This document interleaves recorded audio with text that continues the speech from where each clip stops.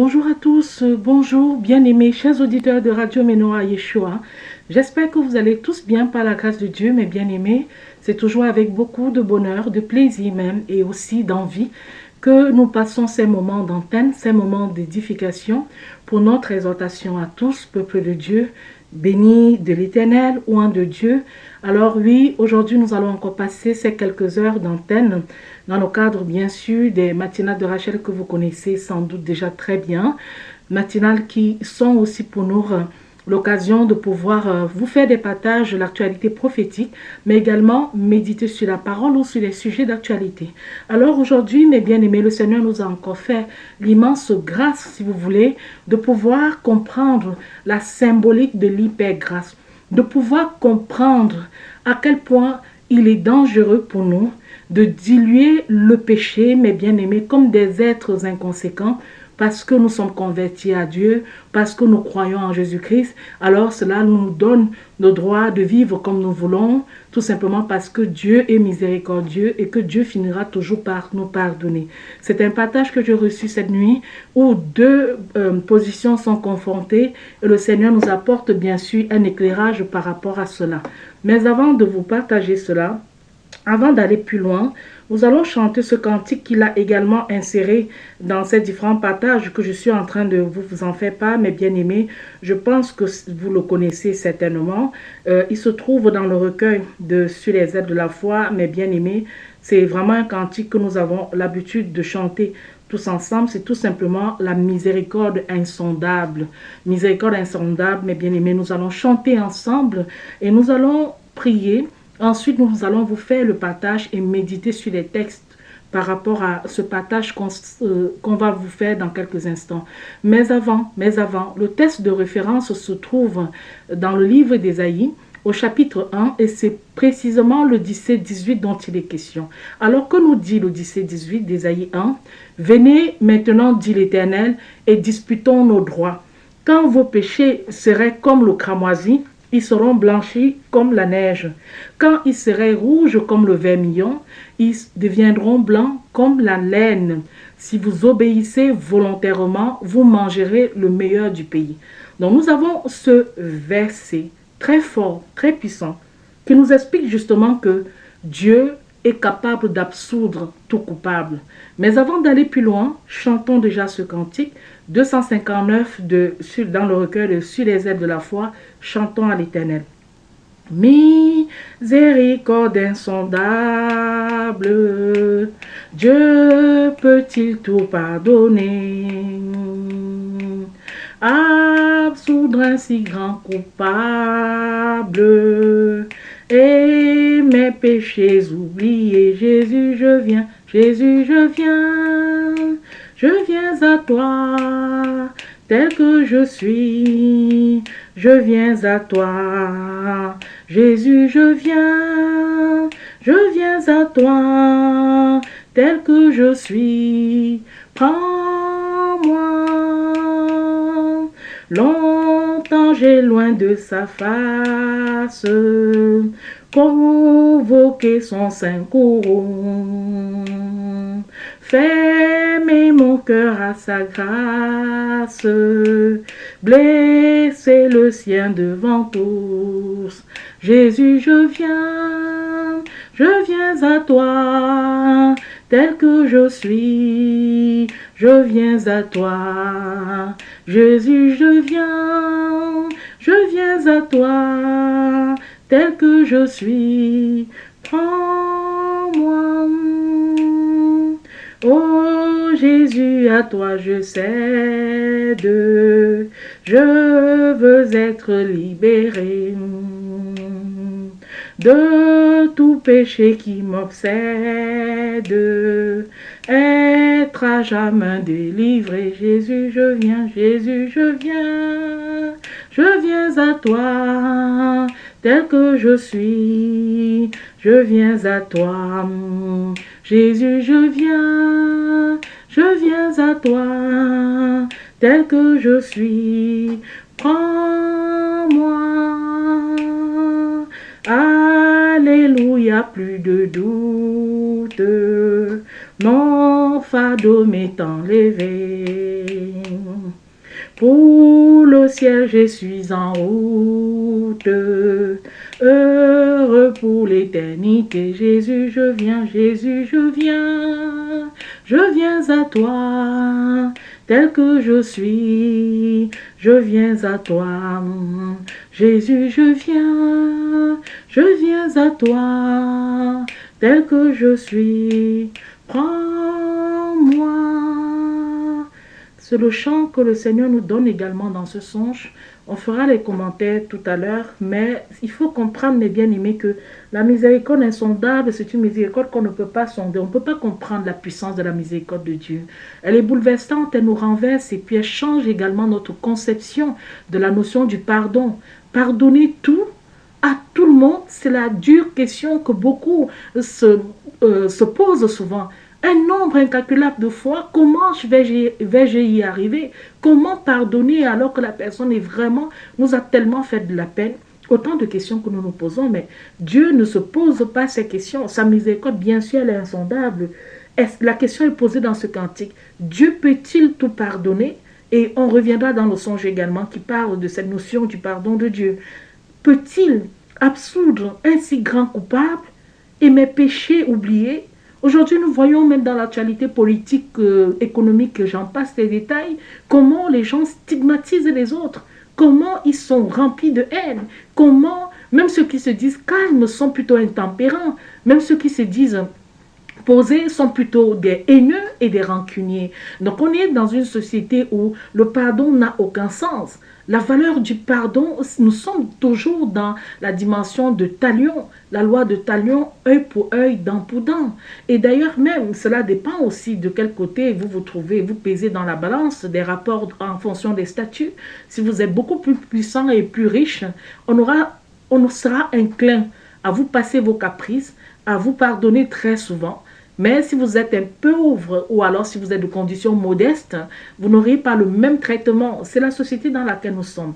Mais cette question, ce cantique nous interroge si on est un si grand coupable, c'est-à-dire les personnes qui sont condamnées à perpétuité, condamnées à la mort, comme on le voit souvent, est-ce que Dieu est capable de pardonner les plus grands crimes? Est-ce que Dieu est capable de pardonner les plus grands péchés? Est-ce qu'il est capable d'oublier mes péchés? Et dans le refrain, il est dit, Jésus, je viens à toi, tel que je suis, je viens à toi. Je viens, Jésus, je viens à toi tel que je suis, prends-moi. Alors, on vient à Christ tel que nous sommes, dans nos états de pécheurs, rebelles, méchants, tout ce que vous voulez comme qualificatif.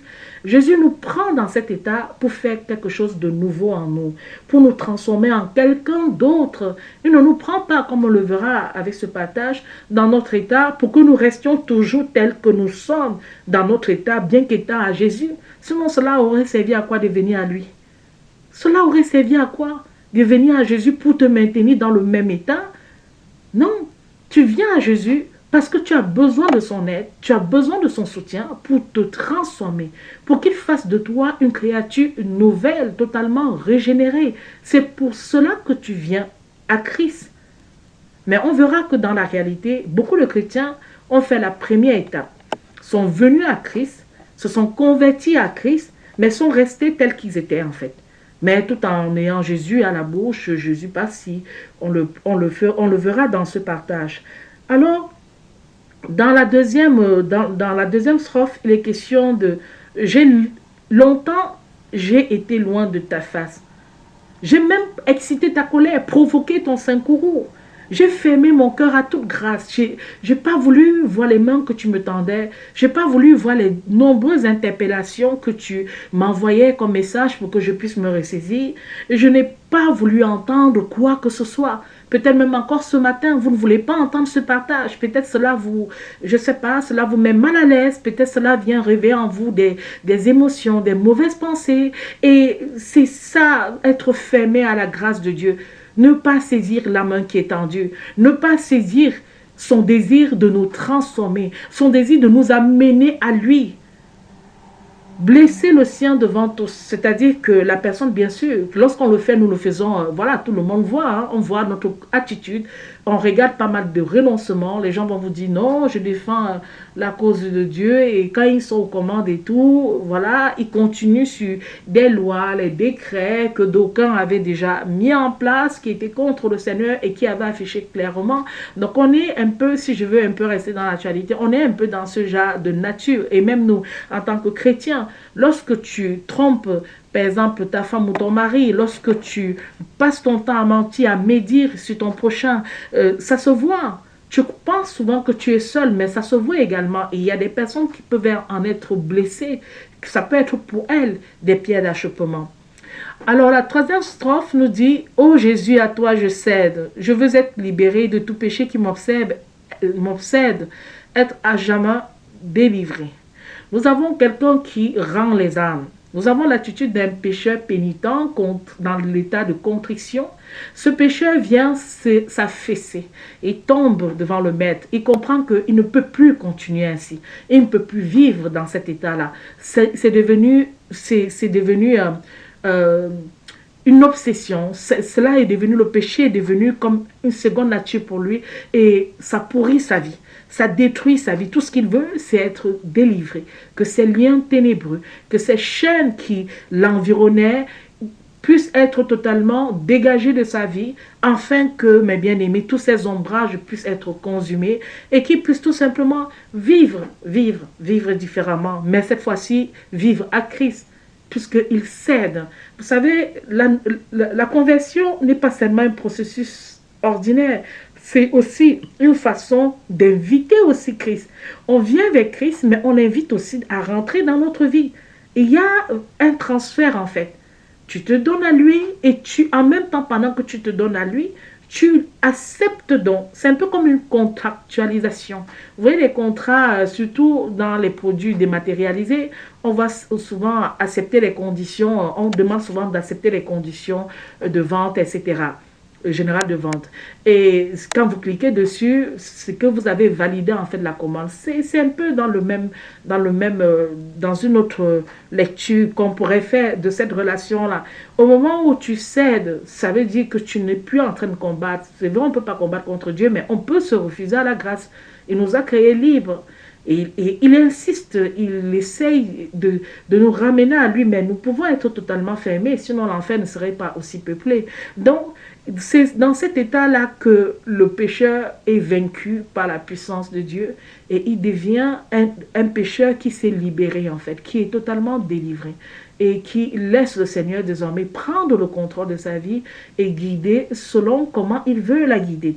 Alors, la quatrième strophe, c'est Alléluia, il n'y a plus de doute, mon fardeau m'est enlevé. Pour le ciel, je suis en route, heureux pour l'éternité. Donc, la personne à ce moment-là est dans la joie. C'est la bonne nouvelle, c'est vraiment la régénération, c'est une régénérescence, c'est le désir, c'est la nouvelle naissance. Il sait que la charge qui la pesantait, la charge qui était sur son dos a été totalement enlevée. Il l'a déposée au pied de la croix de Christ et maintenant, il est comme un cerf-volant, comme une colombe, comme un pigeon, il peut voler. Il est léger. Il est léger, mais tout aussi ancré en Christ. Et il sait surtout une chose dont il a la conviction, c'est que, mes bien-aimés, il est désormais membre de la cité céleste en fait. Il est membre de la cité céleste. Donc, parce qu'il sera heureux pour l'éternité. Donc, lorsqu'on vient à Christ, c'est pour avoir aussi ce passeport-là. C'est pour avoir cette nationalité-là. C'est pour avoir ce visa-là, mes bien-aimés. Le visa qui conduit à la vie éternelle. Alors, prions tout de suite le Seigneur avant de poursuivre sur cette thématique d'aujourd'hui. Les dangers de l'hypergrâce. Dieu peut-il tout pardonner? Alors, prions. Éternel Dieu d'amour, Dieu de paix, Seigneur, merci beaucoup. Merci pour encore ce partage et merci aussi pour tous ces songes que tu as vraiment eu la bienveillance de pouvoir m'en donner ce matin. Je te remercie cette nuit, je te bénis pour ça, Seigneur. Tu nous instruis tellement de plein de choses, Père. Tu es grand et tu es merveilleux et vraiment, je te bénis encore et encore. Seigneur, prends pitié de nous. Nous sommes des pauvres pécheurs. Nous sommes des pécheurs, Seigneur, dans l'ignorance la plus totale. Nous avons besoin de ton aide. Nous avons besoin, Seigneur, que tu continues de nous aider à prendre notre envol. C'est vrai, le sol patauge souvent. Parfois, nous pataugeons, sur le verglas là, c'est juste une figure, c'est une métaphore. Seigneur, parfois c'est glissant, parfois même le sable est mouvant, mais nous savons une chose, Père, c'est encore toi qui maintiens notre base au sol. C'est toi qui nous maintiens sur nos appuis, afin que, Seigneur, nous ne puissions pas glisser, nous ne puissions pas tomber. Alors nous te prions, sanctifie toute ton Église, Seigneur, sanctifie ceux qui se sont convertis à toi, mais qui vivent toujours comme si rien n'avait changé dans leur vie, de manière désordonnée, avec une certaine libéralité dans tout ce qu'ils font, Seigneur. Prends pitié, Seigneur. Et nous-mêmes encore, Seigneur, continue de nous aider à nous approcher de toi davantage, Seigneur, à nous dépouiller de toutes ces chaînes, de ces fardeaux qui nous oppressent ou veulent nous oppresser et nous empêcher, Seigneur, d'avoir notre vie libre comme on en a envie, Seigneur. Père, aide-nous. Libère-nous, Seigneur, de tout ce qui peut nous nuire, d'une manière comme d'une autre, que toi, tu connais et que nous ne pouvons pas toujours connaître, Seigneur. Renverse toutes choses, Père, vraiment, afin que nous soyons dans toute la sérénité, dans tout le, comment dire, la quiétude et la paix. Je te remercie tout particulièrement encore pour les 1 an de plus de la sœur Esther, Seigneur, et tu as pu de l'amener sur cette terre, de la créer, Seigneur. Je te bénis, je t'adresse des actions de grâce pour sa vie, pour la vie de sa petite famille, ses enfants, son époux. Seigneur, bénis-la encore et encore, continue de la raffermir, continue de la maintenir sur le chemin que toi tu veux pour elle. Continue d'accomplir, Seigneur, ta volonté dans sa vie. Et Père, guide ses pas. Guide ses pas afin que ses pas ne puissent point chanceler et que ses pas soient toujours bien accrochés à toi, à jamais, éternellement, Seigneur. Père, pardonne-lui ses péchés. Pardonne-lui ses manquements, Seigneur. Là où elle a eu des attitudes et des comportements pour lesquels tu ne t'es point trouvé dedans, l'occasion m'est donnée de te prier, toi, le vrai Dieu, le véritable, l'unique Seigneur, afin que tu puisses lui pardonner et que tu lui montres toujours la voie qui conduit vers toi, vers les pavis vraiment de la cité céleste, de cette cité merveilleuse, Seigneur, qu'un jour nos yeux verront et un jour nous y habiterons par ta grâce, Seigneur. Béni sois-tu encore aujourd'hui, bénis nos auditeurs, bénis cette association, Seigneur, bénis toutes les personnes de près ou de loin qui y œuvrent, Seigneur, comme elles peuvent. Père, merci pour tout encore, au nom de Jésus, Amen. Amen, mes bien-aimés, Amen.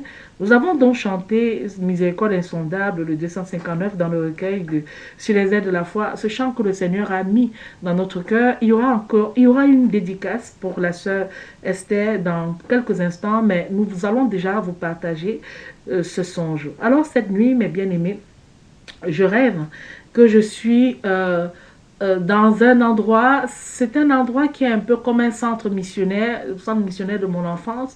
Le chemin commence d'abord par... il y a un lieu qu'on appelle chez nous, là-bas, là où je suis née, le quartier latin. Là où j'ai grandi, pardon, le quartier latin. Et le quartier latin, c'est comme ça qu'on appelle, c'est un surnom, c'est dans la communauté de Badjoun, du côté de Mbo. Et il y a une église évangélique là-bas. Il y a toute une station missionnaire, c'est-à-dire l'école primaire, il y a l'hôpital, il y a le collège secondaire. Il y a également, mes bien-aimés, l'université maintenant. Donc, c'est toute une station, en fait, un centre polyvalent, etc. Donc, c'est toute une station qui fait partie justement de ce modèle qu'il aurait fallu que de nombreuses églises ou alors des présidents d'églises continuent de développer des lieux où on peut vivre sa foi tout en s'éduquant, tout en allant à l'école, des lieux où on peut aller se soigner sans avoir peur, sans se sentir stigmatisé parce qu'on a la foi, parce qu'on prie. Donc, il aurait fallu que l'église de Christ aussi mette en place ou continue à multiplier de telles initiatives. Il y a encore quelques traces des anciens missionnaires qui ont implanté cela. La plupart étaient des missionnaires aussi. Il y en avait qui étaient français, comme monsieur Elia Légré, père à son âme, qui est déjà décédé depuis longtemps, et etc. Donc il y a des personnes aussi, je crois il y avait aussi d'autres missionnaires comme Michael, etc. Il y a des gens qui n'ont pas hésité à créer une communauté où on peut trouver tout, même les commerces, etc., mais qui appartiennent à l'Église. C'est vraiment quelque chose, je trouve que c'est un très très beau projet et que Dieu bénisse en tout cas ceux qui se battent aujourd'hui pour poursuivre cela. Et quant aux pionniers, ils sont dans le repos de Dieu et le Seigneur rendra bien sûr à chacun selon ce qu'il a prévu pour les uns et les autres. C'est juste la parenthèse. Donc, je suis un peu à l'entrée, pas très loin du centre polyvalent, pas très loin. je suis en train de voir, il y a un monsieur là, c'est un père de famille, de très, il était dit qu'il avait comment dire, un statut assez, il était assez riche en tout cas, mais ils étaient d'une très grande simplicité. J'ai été frappée par son style d'accoutrement. Il s'était habillé en tissu africain, mais le tissu africain un peu différent de ce qu'on voit souvent. C'était un tissu, vraiment, il était totalement enroulé. C'était un tissu qui était de couleur bleu turquoise, même bleu turquoise qui est un peu sombre, pas un bleu turquoise qui est très clair. Et il était aussi avec sa femme. Sa femme avait des mini-cheveux, des cheveux crépus, mini. Elle portait des lunettes et c'était vraiment un couple qui semblait être en tout cas bien. Mais le papa avait été blessé. Il avait été blessé par l'attitude de sa fille. Sa fille, en réalité, avait commis quelque chose. Je ne peux pas vous dire quoi, je ne m'en souvenais plus. Mais toujours est-il que le papa avait pris la parole et expliquait comment il avait misé tout l'avenir de son enfant à l'école. Donc, il était vraiment porté sur le fait que sa fille devait s'instruire à n'en plus finir et que l'attitude qu'elle avait, l'acte qu'elle avait posé, vraiment la déshonorait et déshonorait également l'engagement que lui, il avait pris pour sa fille. Alors, lorsque cette scène se finit, donc il était dit que ces personnes étaient d'origine anglophone. Vous savez que le Cameroun, c'est un pays bilingue. Il y a la partie francophone, il y a aussi la partie anglophone. Ça, c'était aussi ça qui ressortait dans le songe. Toujours est-il que à un moment donné, je me vois rentrer en scène lorsque nous sommes du côté du centre polyvalent à ce moment-là pour aller à l'école pilote. Et je croise dont la fille, elle était accompagnée de deux filles, deux jeunes filles aussi comme elle. C'est une très jeune fille. Elle ne devait pas avoir plus de 21 ans. Elle devait être dans cette fourchette-là. Et elle était assez triste. Elle était assez triste de l'attitude qu'elle avait, de l'acte qu'elle avait posé elle-même. Et puis, elle essayait de me restituer le contexte en m'expliquant réellement ce qui s'était passé. Et il était dit qu'elle n'était pas si coupable que ça, finalement, lorsqu'elle restituait le contexte, parce que il était dit également que il y avait une influence de son grand frère. Donc, son grand frère l'avait un peu influencé à s'écarter sur cette voie-là. D'après ce qu'elle essayait de retranscrire comme information au fur et à mesure que nous nous dirigeons vers l'école pilote. Lorsque nous sommes arrivés à l'entrée des premières maisons, c'est une école qui abrite également le personnel sur son site. Hein. Donc, il y a des maisons qui sont juste à côté de l'école également, qui permettent aux enseignants de pouvoir y vivre. Et vraiment, c'est un très beau modèle. Même le personnel qui intervient, enfin, ceux qui ont quand même des responsabilités assez importantes à l'hôpital, ont aussi des maisons annexant. Les infirmiers, c'est pareil. Il y a un camp d'infirmiers. Les aides-soignants aussi, c'est pareil. Donc, c'est vraiment un modèle encore qui devrait nous encourager à développer aussi de tels modèles dans tous les domaines, même dans le domaine des médias, même dans le domaine pour ne pas toujours se sentir stigmatisé, pour voir ou diffuser les programmes qu'on en a envie, etc. D'aucuns pourraient parler de communautarisme et tout ce qu'ils veulent, ça les regarde. Cela ne soustrait en rien les différentes obligations que, en tant que citoyens, nous devons avoir, mais il faut comprendre aussi que c'est assez lassant et c'est assez vraiment pénible d'avoir à regarder même la télé et de voir comment la télé est devenue une espèce de, je ne sais pas comment je peux décrire ça. Vraiment, il y a beaucoup de choses qui ramènent le niveau à un niveau si bas qu'on se demande même pourquoi on pourrait payer cette tasse audiovisuelle. Alors, donc, la jeune fille me raconte à peu près ce qui s'est passé et qu'elle va expliquer, pendant qu'elle explique, je vois dans son frère qui est en action et son frère en train de parler de la parole de Dieu. Il y avait une série de versets qui étaient là, dont il parlait, et je voyais sur mon téléphone cette série de versets-là. Et dans la parole telle qu'il la présentait, il disait que Dieu pardonne tout. Et comme Dieu pardonne tout, l'important pour un évangéliste, d'après ce qu'il disait, c'est surtout, il était aussi enseignant hein, au collège Élie Allégré, c'est ce qui ressortait dans nos songes aussi, c'est surtout le fait que on devrait seulement annoncer Jésus autour de nous, afin que les gens se convertissent. Que la préoccupation d'un évangéliste, de toute personne, ça doit être focalisé dessus. Et non, et non pas sur la question du péché en soi-même, parce que Dieu pardonne tout. Il m'a demandé si j'en avais un doute. Bon, tel qu'il présentait la chose, j'étais un peu étonnée par l'argumentation qu'il développait. Mais c'était vrai dans le sens que Dieu pardonne tout. Et je lui ai dit, oui, Dieu pardonne tout. D'ailleurs, il y a ce chant, Miséricorde insondable, qui nous dit, c'est pour ça que j'ai chanté ça ce matin, Miséricorde insondable qui nous dit, Dieu peut-il tout pardonner, absoudre un si grand coupable et mes péchés oubliés. Donc, en me référant dessus, et ensuite il y avait ce test, donc je ne me souvenais pas vraiment de la référence, mais il me semblait que ça devait être un test de Jérémie, mais j'ai trouvé plutôt celui d'Ésaïe qui calque avec ce qu'on était en train de dire. Je lui disais, oui, je sais que le Seigneur pardonne. Même ce chant nous amène à comprendre que le Seigneur est capable de pardonner tout péché. Il me dit, d'accord, si Dieu pardonne tout péché, donc il suffit simplement qu'il nous pardonne finalement. Mais le glissement commençait à m'inquiéter dans le songe. Je le voyais venir, mais je n'avais pas vraiment les arguments. Je vais les avoir à un moment donné.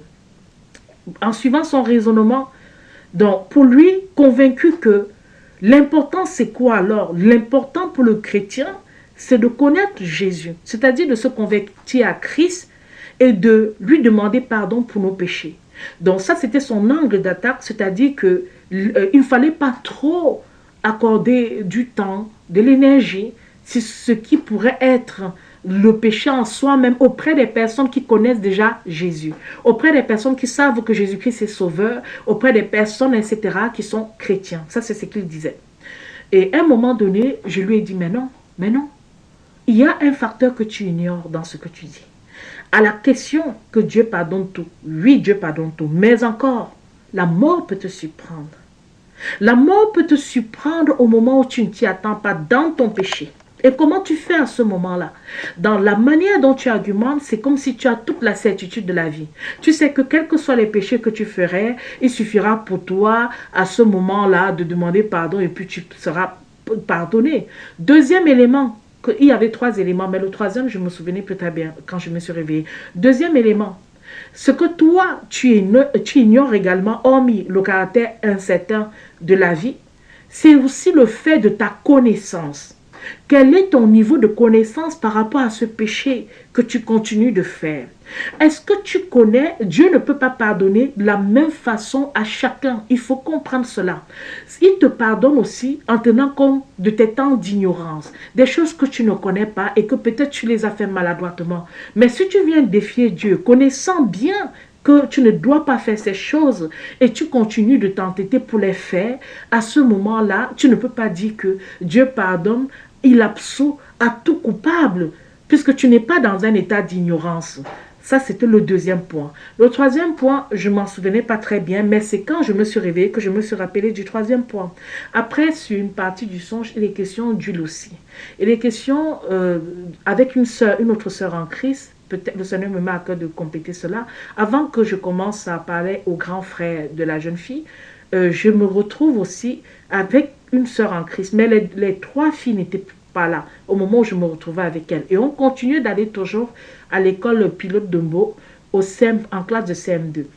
Et je me trouve avec une sœur en Christ, on passe, il y a un champ de maïs, il est dit que le champ de maïs nous appartenait ou m'appartenait, c'est flou. Mais c'était quelque chose pour lequel on avait une possession. On a vu une dame, elle devait être la femme d'un des maîtres qui habitait au camp des maîtres. Elle avait mis une bouteille d'eau de 50 centilitres, l'eau minérale, pour recueillir l'huile. En fait, il était dit qu'il y avait un processus qui faisait qu'il suffisait d'attacher juste une bouteille de 50 centilitres environ d'eau minérale. On fixait sur le maïs et l'huile du maïs rentrait dans la bouteille. Lorsque la sœur en Christ a vu cette bouteille, elle n'était pas contente, elle a enlevé la bouteille parce qu'elle a dit non, il ne faudrait pas que les gens viennent dans notre propre champ pour recueillir et tout. Il était dit aussi que la dame était un peu de condition modeste et elle a enlevé. Et maintenant, quand je reviens avec les trois filles, sur notre chemin, rappelez-vous, le chemin qu'on était en train d'emprunter, et elle expliquait que si elle avait commis aussi cette attitude-là, c'est aussi par rapport aux enseignements de son grand frère. Et en entendant cela, Lorsque nous repassons dans ce secteur, qui n'était pas loin justement de la maison où son grand frère était, je vois la bouteille. La dame a persévéré. Elle est venue après notre passage, quand la sœur avait enlevé la bouteille. Elle a remis encore une nouvelle bouteille et la bouteille était quasi pleine. Lorsque je regardais la bouteille, il y avait de l'huile pratiquement presque plein et en plus il y avait des espèces de cristaux qui se comportaient comme des pétillants. Vous voyez quand vous ouvrez de l'eau gazeuse et tout, vous avez des espèces de bulles qui se trouvent à l'intérieur de la bouteille d'eau gazeuse. C'était pareil pour l'huile, mais pas de manière très importante. Mais on voyait des petits cristaux là qui bougeaient, etc. et tout, et l'huile continuait de remplir la bouteille de cette dame. Et vraiment, ça faisait sourire. C'était bien que la dame ne se soit pas découragée, qu'elle soit encore revenue mettre cette bouteille-là pour pouvoir recueillir de l'huile également. Ça, c'est la parenthèse concernant l'huile. Maintenant, revenons sur cet enseignement de ce monsieur. Et le troisième élément, je vous ai dit, je ne me souvenais pas, mais à mon réveil, le Seigneur, les tests sont revenus fortement. Le Seigneur, vous savez, parfois quand vous quittez d'un état de songe, il y a des paroles de connaissance qui suivent souvent. Et parmi ces paroles de connaissance, c'était le danger qu'il y a dans la dissolution de la grâce de Dieu, premier. Deuxième chose, à quoi a servi les préceptes? À quoi, si on part sur ce principe-là, à quoi sert par exemple le sermon sur la montagne? On y reviendra. À quoi sert donc la repentance? Et là où le Seigneur encore attire mon attention, il me dit, il y a des péchés qu'il n'a pas pu pardonner. Il y a dans la parole de Dieu. Par exemple, lorsqu'on parle de la déportation de Jérusalem, quand la sentence s'est tombée, il n'y avait plus, ils avaient atteint un point de non-retour. Il fallait qu'ils montent ou qu'ils descendent, qu'ils aillent d'abord à Babylone pour 70 ans. Avant de revenir, ils reviendraient transformés, changés, ils apprendraient à savoir que oui, Dieu est vraiment le Dieu, et etc. et tout, mais qu'il y a un temps aussi où il peut se séparer, et la séparation peut aller jusqu'à une séparation définitive. Et en enfer, il y a aussi les chrétiens qui sont en enfer. Donc c'est un argument qui ne tient pas la route et tout. Mais c'est un argument qui est très utilisé dans les communautés chrétiennes. Parce que lorsque vous parlez, parfois, vous parlez aux gens, vous leur dites qu'il faut servir le Seigneur avec crainte et tremblement. Aimer Dieu, c'est obéir à ses commandements. Donc si on part sur ce terrain glissant, que de toutes les façons, comme Dieu pardonne tout, alors même si on n'obéit pas à ses commandements, c'est ce que cela sous-entend, il nous pardonnera. À quoi a donc servi tous ces enseignements-là, évangile par évangile, épître par épître? Alors remontons aux temps anciens, depuis Moïse, depuis mes bien-aimés, les prophètes, les psaumes, les différents livres historiques. À quoi sert finalement tout ça, si ça se résume qu'à la connaissance de Jésus comme sauveur de Dieu? Et regardons aussi les dangers que des mauvais enseignements peuvent conduire et entraîner les autres dans le péché. C'est le cas par exemple de cette jeune fille qui se retrouve à la limite objet de déception pour ses parents, quelqu'un qui a déçu ses parents, mais qui, parce qu'elle a été dans une proximité avec ce type de personnes qui diffusaient de tels enseignements. Lorsque parfois on insiste sur les péchés, certains gens vont vous traiter de légalistes, de pharisiens, j'en passe les détails. Et c'est aussi une forme de stigmatisation pour museler la parole de vérité, pour faire en sorte que finalement le péché serait devenu banal. Qu'est-ce que péché aujourd'hui? Si vous demandez, même dans la rue, les gens vont même rire, ils ne savent plus ce que signifie réellement péché parce que on a changé la nature des choses. On a changé le bien en mal et le mal est devenu bien. Mais on marque une courte pause avant de nous pencher sur les différents tests, mes bien-aimés, pour justement passer ce moment de dédicace pour la sœur Esther, mes bien-aimés. Nous marquons une courte pause. On va lui chanter ou alors on va chanter ensemble Réponds-moi de Indira. Réponds-moi. À tout de suite, mes bien-aimés. À tout de suite.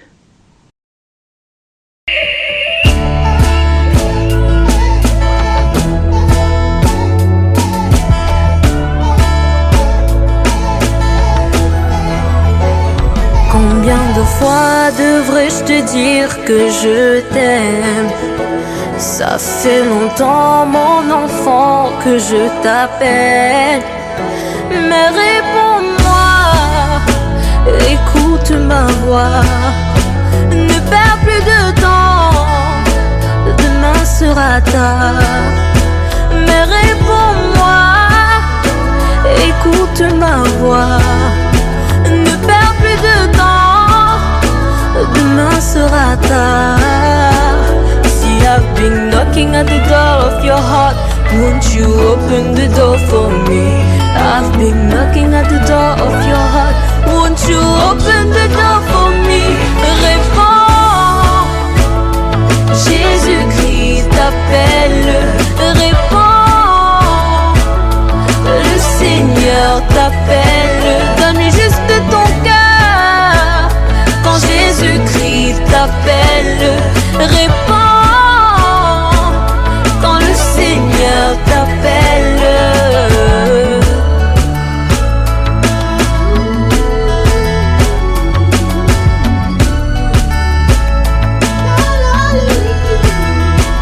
Il y a plus de temps, oh mon fils, dépêche-toi.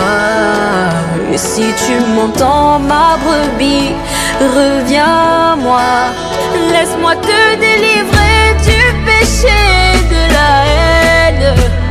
Laisse-moi te toucher, te transformer, car je t'aime. See, I've been knocking at the door of your heart. Won't you open the door for me? I've been knocking at the door of your heart. Won't you open the door for me? Réponds. Jésus-Christ t'appelle. Réponds. Le Seigneur t'appelle. Donne-lui juste ton cœur. Quand Jésus-Christ t'appelle. Réponds. Quand le Seigneur t'appelle. Combien de fois devrais-je te dire que je t'aime? Ça fait longtemps, mon enfant, que je t'appelle. Y a plus de temps, mon fils, dépêche-toi. Et si tu m'entends, ma brebis, reviens-moi. Réponds. Jésus-Christ t'appelle. Réponds. Le Seigneur t'appelle. Donne-lui juste ton cœur. Quand Jésus-Christ t'appelle. Réponds. Quand le Seigneur t'appelle.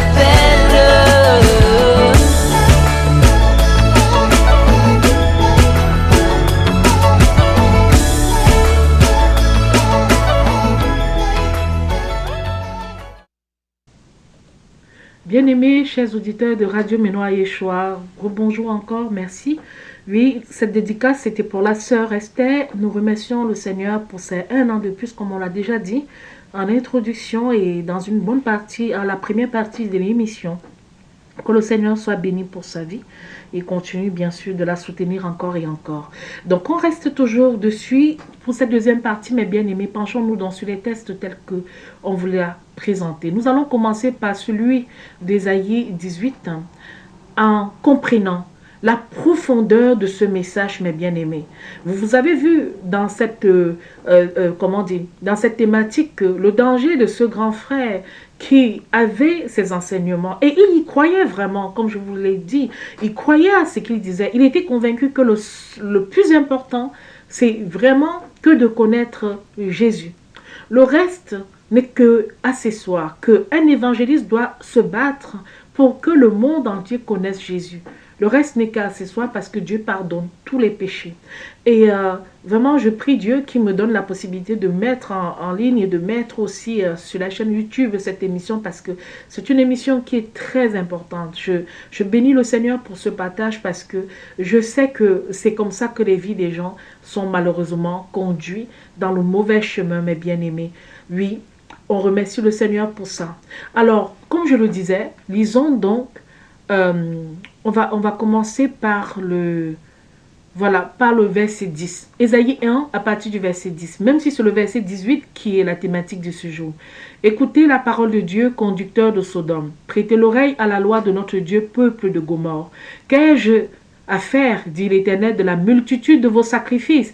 Je suis rassasié de l'holocauste de moutons et de graisse de bêtes grasses. Je ne prends point de plaisir au sang des taureaux, ni des agneaux, ni des boucs. Lorsque vous entrez pour vous présenter devant ma face, qui a requis cela de vous? Que vous fouliez de vos pieds mes parvis. Ne continuez plus de m'apporter vos oblations de néant. Le parfum m'en est abomination. Pour ce qui est des nouvelles lunes et des sabbats et des publications de vos convocations, je n'en puis plus porter l'ennui, ni de vos assemblées solennelles. Mon âme hait vos nouvelles lunes et vos fêtes solennelles. Elles me sont fâcheuses, je suis las de les souffrir. C'est pourquoi, lorsque vous étendrez vos mains, je cacherai mes yeux de vous. Même lorsque vous multiplierez vos requêtes, je ne les exaucerai point. Vos mains sont pleines de sang. Lavez-vous, nettoyez-vous, ôtez de devant mes yeux la malice de vos actions. Cessez de faire mal. Cessez, de mal faire. Apprenez à bien faire. Recherchez la droiture.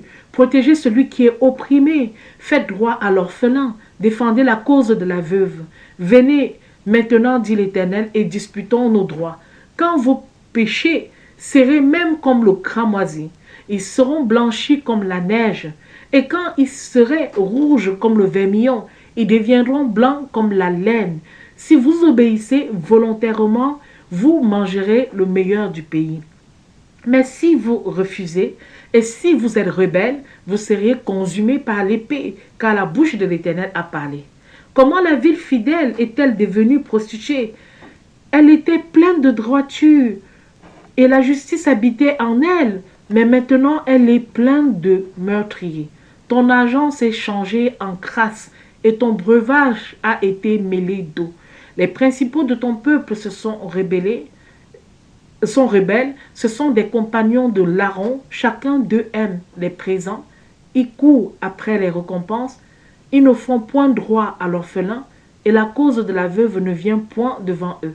C'est pourquoi le Seigneur, l'Éternel des armées, le puissant d'Israël dit, « Ah, je me satisferai de mes adversaires et je me vengerai de mes ennemis. » Alors, c'est un test fort et puissant, mes bien-aimés. Et vraiment, c'est un test qui colle tellement bien à ce que nous venons de vous dire en première partie, de ce que le Seigneur nous a montré cette nuit.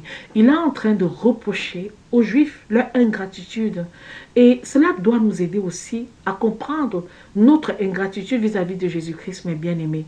C'est important de regarder cela. Il dit que c'est vraiment en vain qu'on lui rend un culte public, qu'on se rencontre dans des assemblées, qu'on pratique des actes solennels de la religion, on part, on se rencontre, on fait ci, alors qu'en réalité, nous sommes plein de choses qui l'offensent. Nous faisons plein de choses qui l'offensent, alors que, enfin, tout simplement qu'il il n'en veut plus du tout de tout ça, même jusqu'aux offrandes, même jusqu'à tout ce que nous pouvons faire, parce que nous vivons dans le péché et qu'un tel culte vis-à-vis de lui est une abomination. Cela nous enseigne franchement aussi que le meilleur moyen peut-être d'éviter la colère de Dieu, c'est de se purifier par la repentance, de cesser de mal faire et d'apprendre à bien faire. Alors comment comprendre cela? Remettons en contexte le partage. D'un côté, il y a ce frère qui est convaincu que l'énergie qu'on dépense pour convaincre les gens à cesser de pécher, vraiment à se repentir, n'est pas utile, n'est pas bien utilisée. Nous devons plutôt nous concentrer pour faire connaître Christ partout autour de nous. Et il se déplaçait, il allait, je vous ai dit, il était d'abord enseignant, il se déplaçait, il était toujours avec la Bible, la parole, il expliquait, il expliquait. Or, oui, dans le songe, il est question de miséricorde insondable. Bien sûr, on l'a chanté ce matin. Bien sûr, on vous a expliqué toutes les paroles pour que vous puissiez comprendre.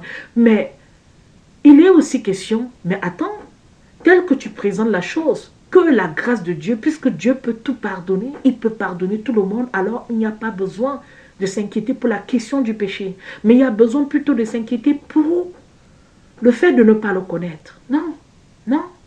Connaître Dieu, c'est bien, mais c'est pas tout, hein. D'ailleurs, cela lui est redit dans ce sens. C'est pour ça que je prie Dieu qui me permette de pouvoir mettre en ligne. Parce que beaucoup de chrétiens calquent leur vie sur ce modèle-là. Sans savoir qu'ils entraînent, ils deviennent des pieds d'achoppement pour les autres. C'est le cas de cette jeune sœur qui est dans ce songe également, qui a suivi de tels enseignements. Et que cela a provoqué justement la honte de sa famille. Vous voyez mes bien-aimés, attention. Attention de vous laisser égarer par des enseignants d'un certain genre qui, lui, ils disent beaucoup de vérité. Dans le songe, dans ce qu'ils disaient, c'était vrai. Mais ça ne suffisait pas. Ce n'était pas totalement vrai. L'incertitude de la vie lui a été rappelée. Il peut mourir dans son péché. Il ira où? Il dira comme Dieu pardonne tout et forcément. Deuxième chose, rappelez-vous, À quoi a servi donc les préceptes de Dieu, de Jésus, les sermons sur la montagne, on y reviendra, tout cet enseignement qui nous a légué des millénaires en millénaires, depuis la création jusqu'à ce jour, à quoi a servi tout ça si finalement il suffisait seulement de rencontrer Jésus et de savoir que de toutes les façons il va nous pardonner? On a trop présenté la grâce de notre Seigneur comme bannière en oubliant surtout la croix, en oubliant surtout l'extrême nécessité pour nous d'avoir horreur du péché. Et comme je le disais avant cette pause musicale, cette dédicace musicale pour la sœur Esther, je rappelais que dans nos sociétés, on a changé le bien en mal et le mal en bien. Ceux qu'on stigmatise qui sont dangereux, ils sont méchants, ne sont pas forcément plus dangereux que ceux qui les stigmatisent. Aujourd'hui, on a tout inversé. L'humanisme s'est transformé en libertinage en acceptant toutes ces valeurs terribles, mais sans que cela ne gêne qui que ce soit. Ça ne gêne personne. On trouve que c'est plutôt bien de laisser les gens faire tout type de perversion, toutes choses qu'ils peuvent faire. C'est plutôt bien, c'est les aimer, il ne faut pas les frustrer. Dites la vérité et vous allez voir comment cela va vous attirer des foudres les plus terribles, les plus terrifiants. Donc, mes bien-aimés, voilà un autre test. Ce test d'Ésaïe, de quoi s'agit-il? Il s'agit de 2 temps. Premier temps, le Seigneur leur dit, écoutez la parole de l'Éternel, conducteur de Sodome. Là, il s'agit des personnes qui entraînent les autres dans l'égarement, les conducteurs spirituels, les pasteurs, les évangélistes, etc. Et pourquoi il les appelle conducteurs de Sodome? Vous comprenez le sens. Et prêtez l'oreille à la loi de notre Dieu, peuple de Gomorrhe. Non, le peuple de Gomorrhe a des conducteurs de Sodome. Parce que les chrétiens aussi sont responsables de ce qu'on leur enseigne. Les chrétiens doivent aussi se ressaisir de ce qu'ils entendent et vérifier si c'est ce que la parole de Dieu dit de faire ou de ne pas faire. Mais ils ont tout laissé aux pasteurs, ils laissent tout aux évangélistes, aux prédicateurs, et tranquilles, ils se disent que non, à la limite, ils diront qu'ils ne savaient pas et tout. Ça ne marche pas comme ça. Vous êtes responsable du type d'enseignement que vous écoutez également. C'est pour ça qu'il dit peuple de Gomorrhe. Il dit, mais qu'ai-je à faire? Vous vous fatiguez, pourquoi? Vous venez me déposer les offrandes, vous venez me donner de l'holocauste, plein de choses. Je n'y prends point plaisir. Parce que vous vous présentez devant ma face. Hein? Qui vous a dit, il dit même, qui vous a requis cela? De venir mettre vos pieds sur mon parvis. Je ne sais pas si vous pouvez imaginer le Seigneur vraiment parler comme ça, mais c'est sa parole. Hein? Il dit, je ne veux plus vos offrandes de néant là. Je ne veux plus vos oblations là, je ne veux plus. Même le parfum qui s'en dégage, c'est pour moi une abomination. Je ne veux même plus cela.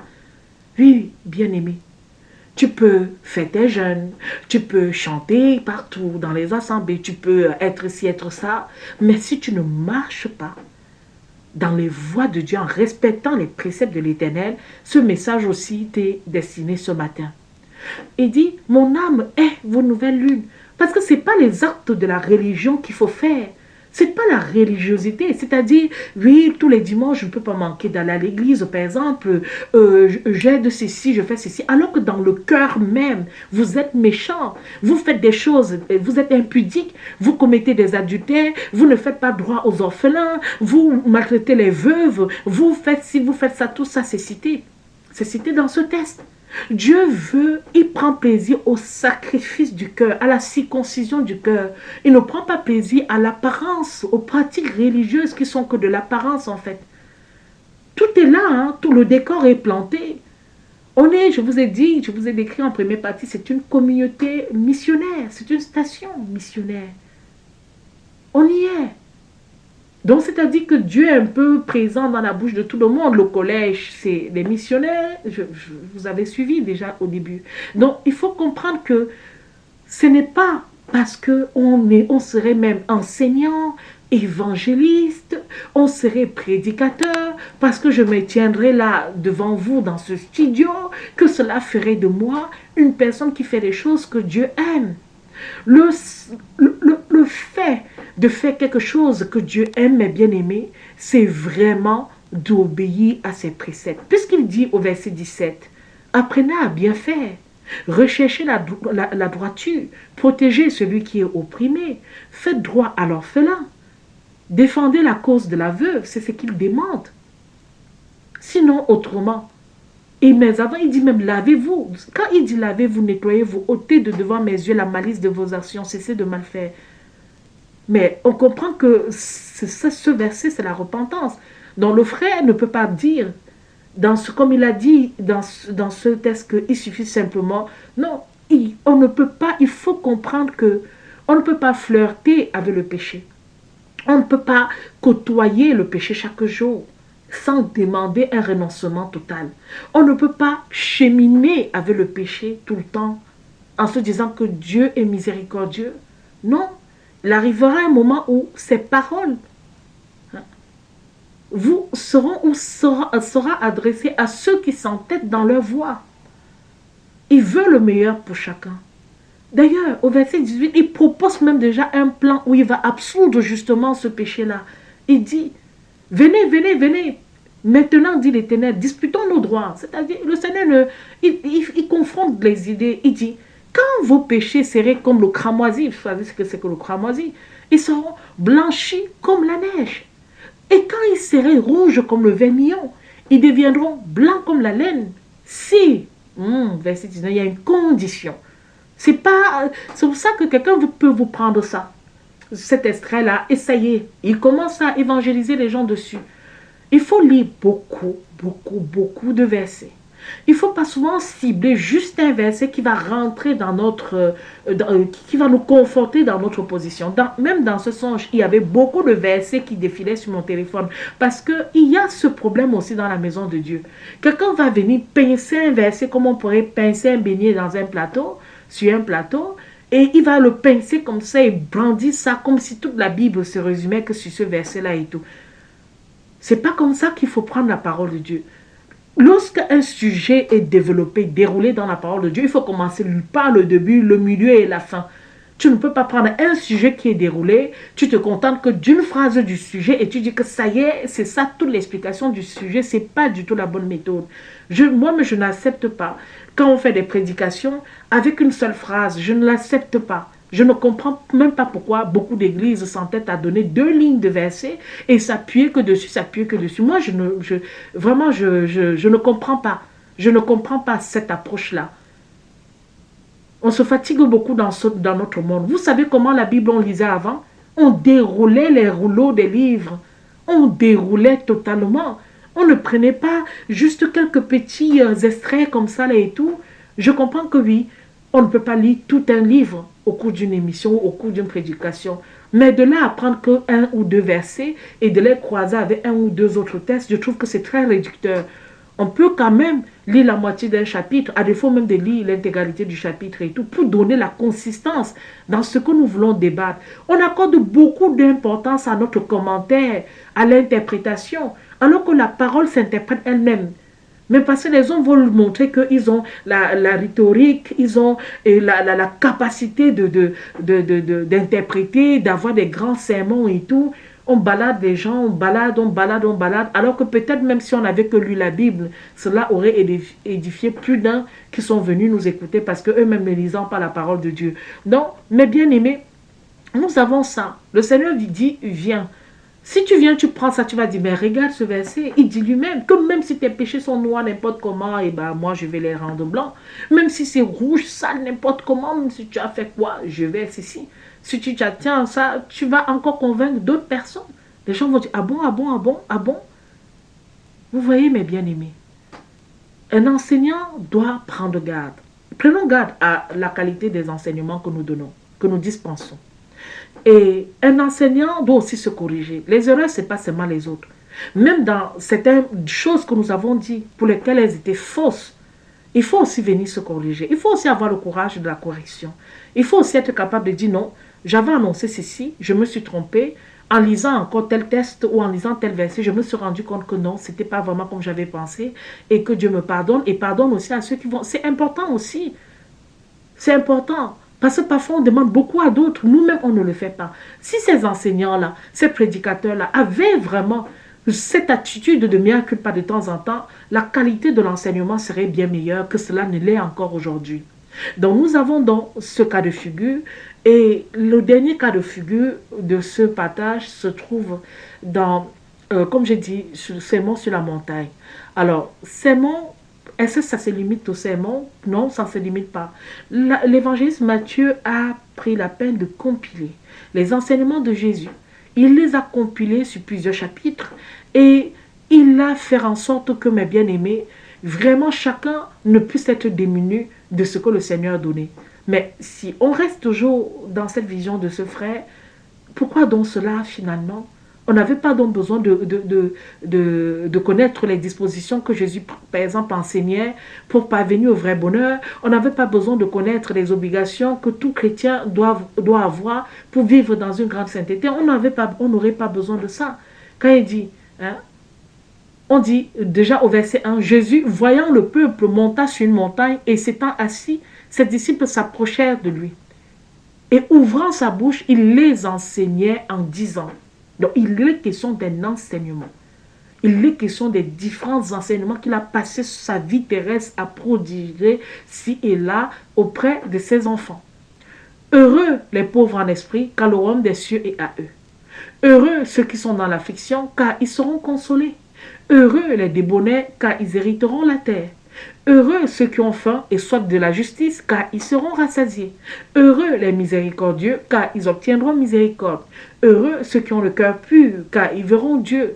Alors, si tu pêches, arrêtons-nous un peu là. Est-ce que tu as le cœur pur si tu pêches? Puisqu'il dit que ce n'est pas ce qui rentre dans nous qui provoque, qui souille notre corps. En réalité, c'est ce qui sort de nous qui souille notre corps.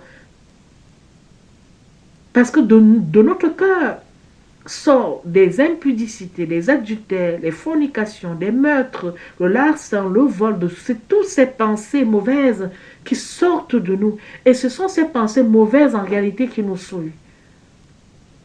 Poursuivons.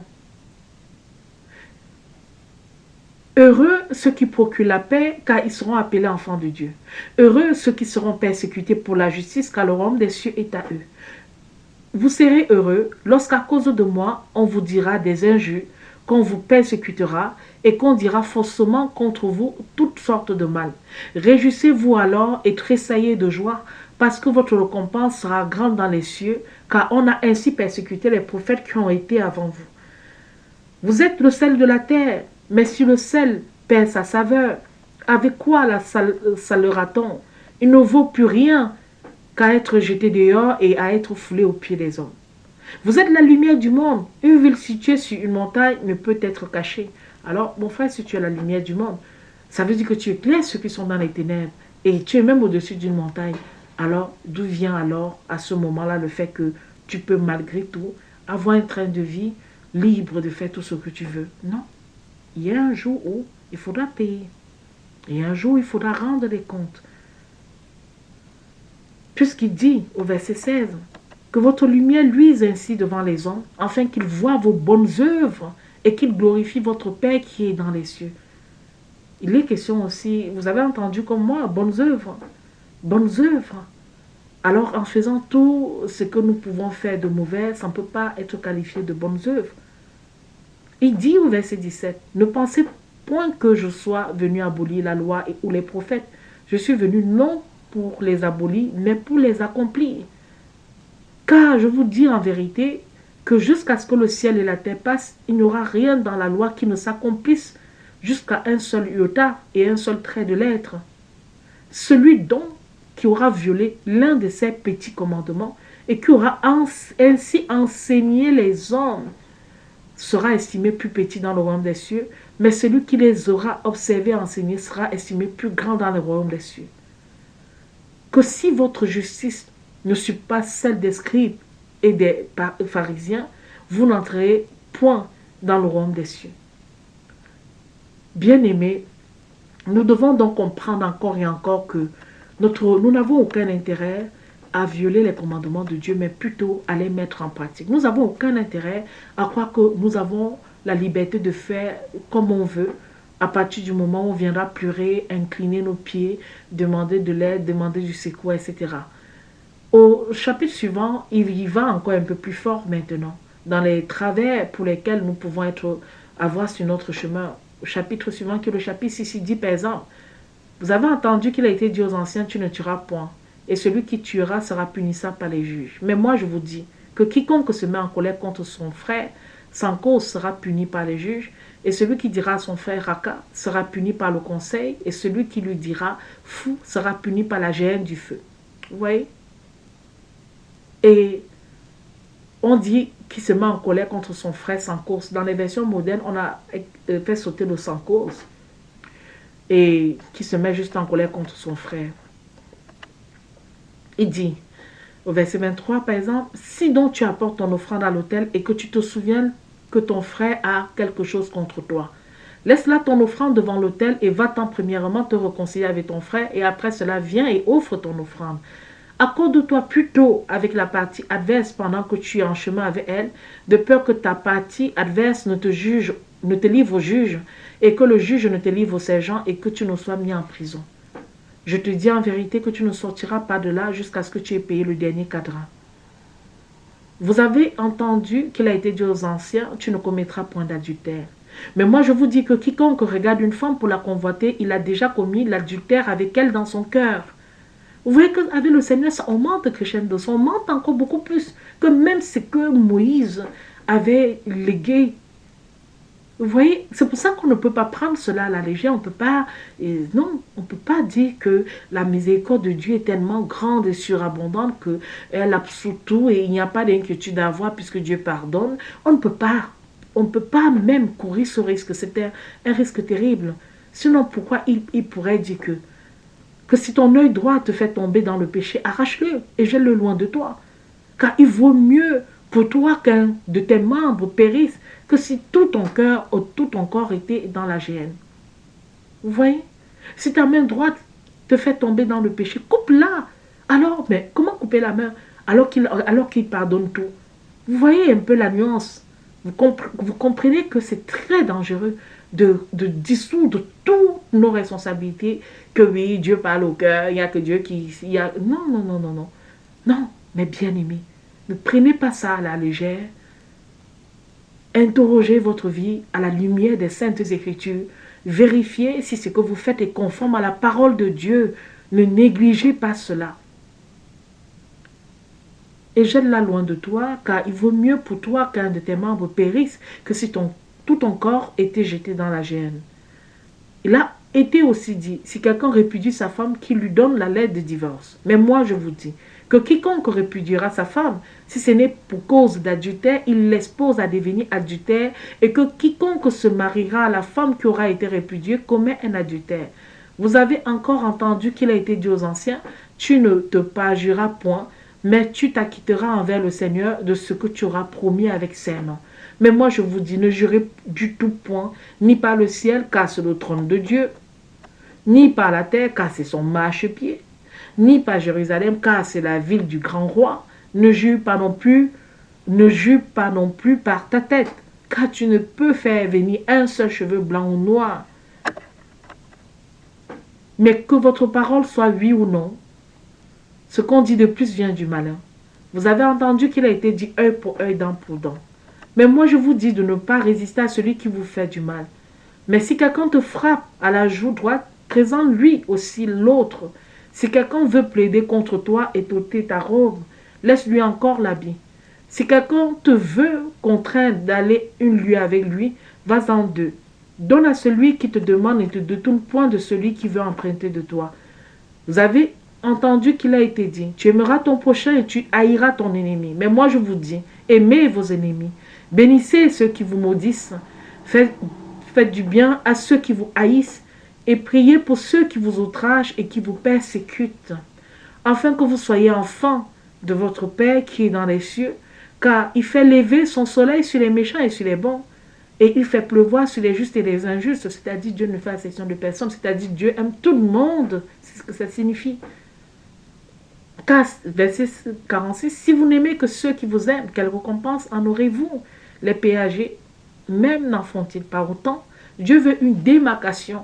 Lorsqu'on est chrétien, une démarcation, c'est-à-dire que nos attitudes soient au-dessus de ce qui se fait sur le commun des mortels en fait. Si vous ne faites, verset 47, accueil qu'à vos frères, que faites-vous d'extraordinaire? Les pères âgés, même n'en font-ils pas autant? Soyez donc parfaits comme votre Père qui est dans les cieux est parfait. Beaucoup d'instructions. Les instructions sur la pureté, la chasteté. Les instructions également, mes bien-aimés, sur le parjure, qu'il faut éviter les jurons là, il faut éviter toutes ces choses-là. Les instructions également, mes bien-aimés, qui concernent le fait de s'abstenir de toute vengeance, de toute rancœur, de toute injure, de souffrir même l'injustice, de souffrir même les injures, que de rendre le mal pour le mal, de laisser même notre droit pour avoir la paix et éviter les disputes, d'aimer surtout tout le monde, même ceux qui nous haïssent.